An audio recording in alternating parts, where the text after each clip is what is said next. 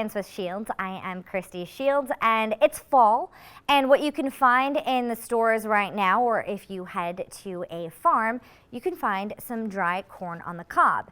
Well, what you didn't know is that you can actually make this into popcorn, which is really cool. Now, if you want to, you can butter it before we stick it into the microwave, and you can use the butter that we made a couple weeks ago. You can use that butter.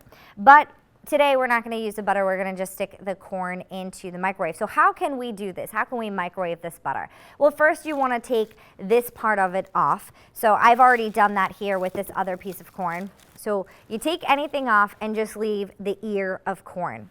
Next, you're going to need a brown paper bag. And what we're going to do is we're going to stick the ear of corn into the brown paper bag. So really simple. Next, because this is going to steam a little bit, you want to fold over your bag a couple times. We're going to fold that up.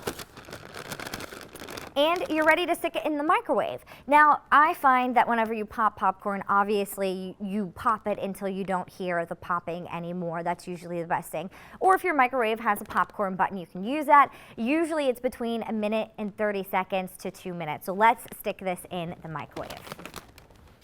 And this microwave does have a popcorn button, so we're going to stick it in.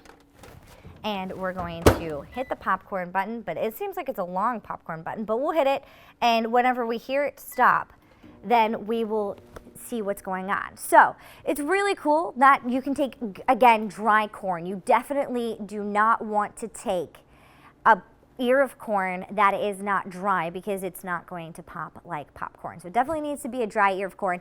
It's really easy to find in the grocery stores during the fall, which is really nice. So that's what you want to do here with this ear of corn. So we've got about 1 minute to go on this, and we can maybe soon start to hear it popping. So we're going to listen for that sound. And if you want to, again, you can salt it before you stick it in, or even afterwards, and even stick some butter on the popcorn before you pop it. Works the same way as popcorn, but it's a little more organic. We can hear it popping a little bit. I heard a few pops. Hopefully that's coming over my microphone, but we are starting to hear the ear of corn popping. And you do want to monitor this as well as you do it. You can smell it too. It smells just like a normal piece of popcorn.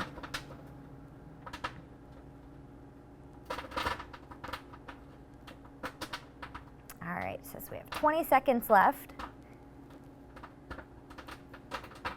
And I just think this is really cool, and I'm going to explain here shortly the science behind popping corn. All right, so I think we're good here. So we carefully want to take this out because the bag is filled with steam. That's why we use the bag. And I'm going to take it back over here. And hopefully we don't have burnt popcorn. Oh, we don't! Hooray! And voila, you've got some popped corn on the cob. Is that not the coolest thing? I think this is so fun for fall. So again, all you have to do is get a dry ear of corn. So let's take a look. What is the science behind popcorn? Because I think it's really fascinating. So corn is made of starch and water. When it's heated, water inside the kernel turns to steam. It expands and it tries to escape, but we have that kernel. So the steam softens the kernel, allowing it to pop. Kernels need to reach a temperature of 356 degrees Fahrenheit to have enough pressure inside the kernel to allow it to pop. So that's kind of how popcorn works, and I think it's a really cool and tasty treat for fall. Thanks for watching Science with Shields.